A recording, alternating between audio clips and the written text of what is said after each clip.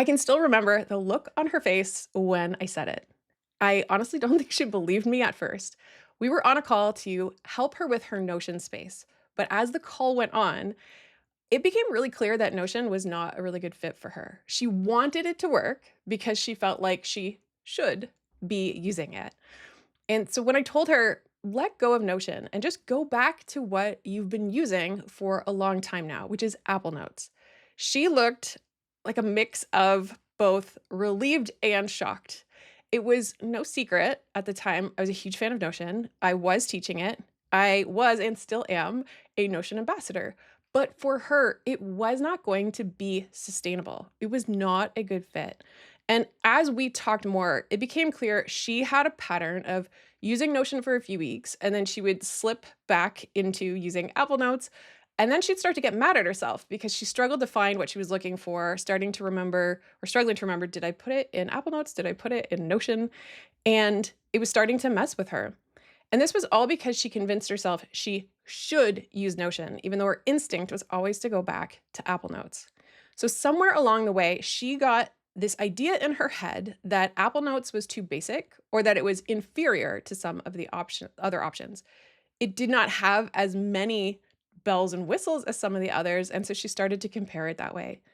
And even though she liked the idea of letting go of Notion, her instinct was to start to consider other options instead, like Asana or ClickUp. So that was her falling into this should trap. And that's what today is all about, this idea of we should do it, and it's actually holding us back. So when we catch ourselves, when the should is getting away in the progress, when someone else's ideal way of doing things is starting to become a barrier, this is a really important skill for us to have. How can we tell, though, if should is a problem, and then what can we do about it? So let's start with the word itself. And I looked up Oxford Dictionary, and there are actually multiple definitions of should, but the very first one, and the one that we are talking about, is should, verb, used to indicate obligation, duty, or correctness, typically when criticizing someone's actions. You should do it this way. So the word implies a pressure to act a specific way. Now, I don't know about you, but I use the word should every single day.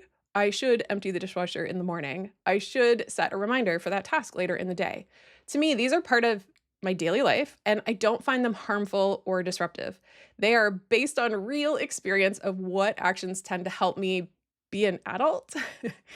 So when I hear myself say I should empty the dishwasher in the morning, sure, I may feel a momentary resistance because I don't like emptying the dishwasher, but I also know future me will be thankful that I did it. It's a minor irritation hearing that type of should.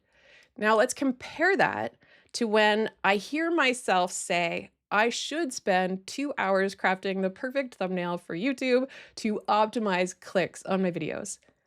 That that feels very different. That feels like pressure. That also feels like self-criticism for not living up to the standards of YouTube according to the pros. Those are two very different experiences for me. Or my earlier example of a person telling themselves they should be using Notion in order to stay organized. There is a form of pressure. And it can start to mean that you resist doing what's right for you based on what you believe others think you should do instead. And recognizing the difference is about paying attention to the impact it has on you. So even the same sentence can shift the impact dramatically. Let's consider the words, oh, I really should do it this way. Now, one version of that comes with pressure, self-criticism, and judgment, that doing it another way is somehow inferior. It might sound like, oh, I should really be doing it this way. Now, that could also be lightweight, that same sentence. It could be a passing thought like, oh, I should really do it this way. Exact same words, very different impact. One has pressure and self criticism, the other just kind of feels light and passing, almost like a realization, oh, I should do this. And once you can tell the difference, that's where it's easier to catch yourself, when you can feel the weight and pressure of a should. And this is where you need to pause and ask yourself, is it true? So, to challenge this assumption that you should do things a certain way, starting to ask questions like, who says so? Why am I buying into this idea? And is there evidence that another way will work for me? How do I feel when I imagine letting go of this obligation I'm putting on myself? What would it look like to try a different way? And also then pay attention to what happens when I try a different way. Just like any mindset shift, it's about challenging your existing beliefs. And the best way to challenge them is through taking small actions and seeing what happens.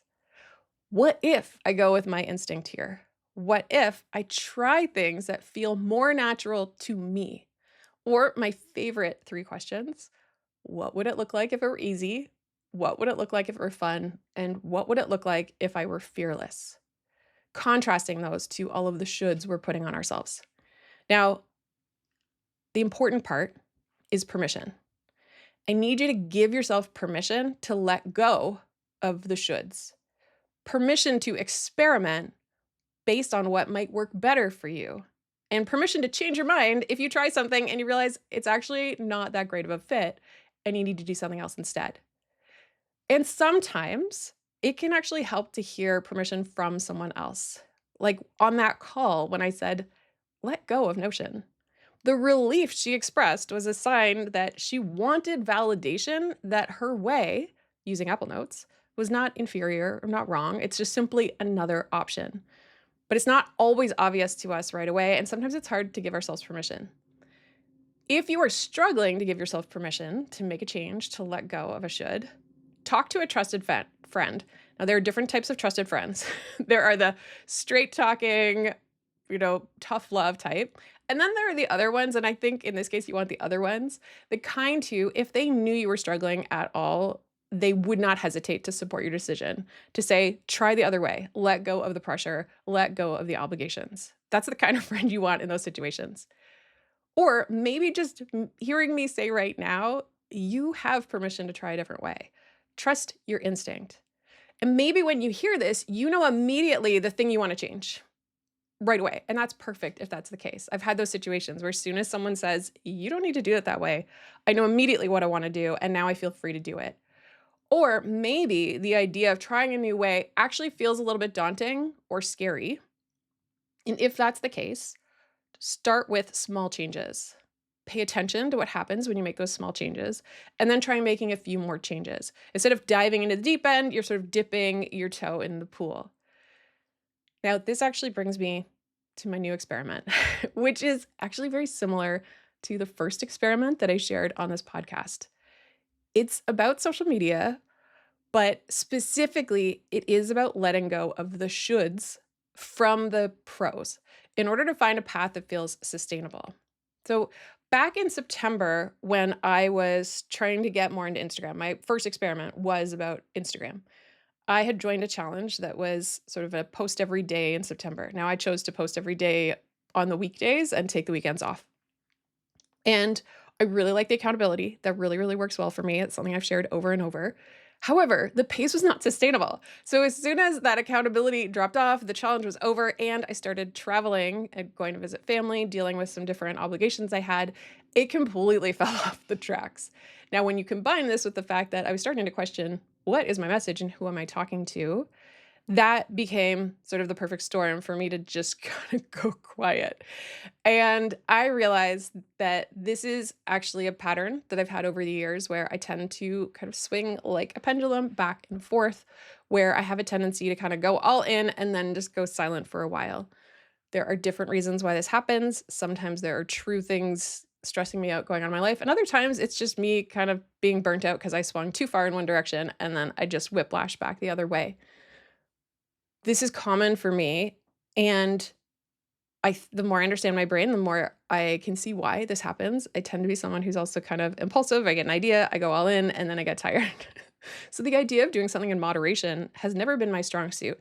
However, this is part of my experiment, is to say, what would a sustainable approach to social media look like? And that doesn't have to be 5 days a week. In fact, I'm pretty sure it's not, because I couldn't maintain that pace. But what does it really look like? And so I'm starting to play around with different versions of what I think could be sustainable, that even when life gets busy, even when projects get busy, that I still feel like I could stick to.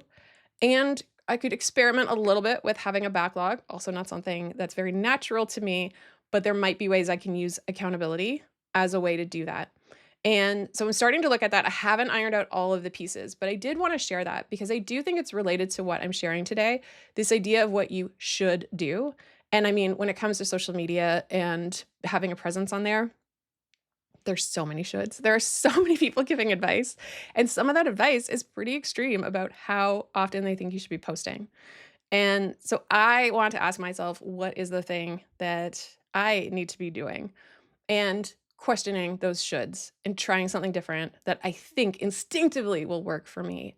And I hope that you will also take a look at when you're falling into the should trap and letting it get in your way, letting it add friction to your life. Because once you do let go of the shoulds that are holding you back, you can feel the difference and you can let go of that extra friction and you can start to find your flow.